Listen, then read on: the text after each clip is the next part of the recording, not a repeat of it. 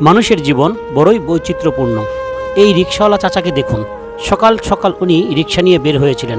তখন সময় আনুমানিক 8:30 হবে। তখনই উনি ঘেমে একাকার হয়ে গিয়েছে। এই গরমের মধ্যে উনি সারাদিন কিভাবে রিকশা চালাবেন, কখনো কি ভাবা যায়? আমি ওনার সাথে কথোপকথনে জানতে পারলাম ওনার বাড়ি বগুড়া জেলায়। ওনার 3টি ছেলে থাকা সত্ত্বেও উনি এই বয়সে রিকশা চালাচ্ছেন। এবং সবচেয়ে আশ্চর্যজনক ব্যাপার সেটি হচ্ছে এমন যে ওনার 2 ছেলেকে বিয়ে করিয়েছেন এবং ওই 2 ছেলের ঘরে 3টি নাতি রয়েছে।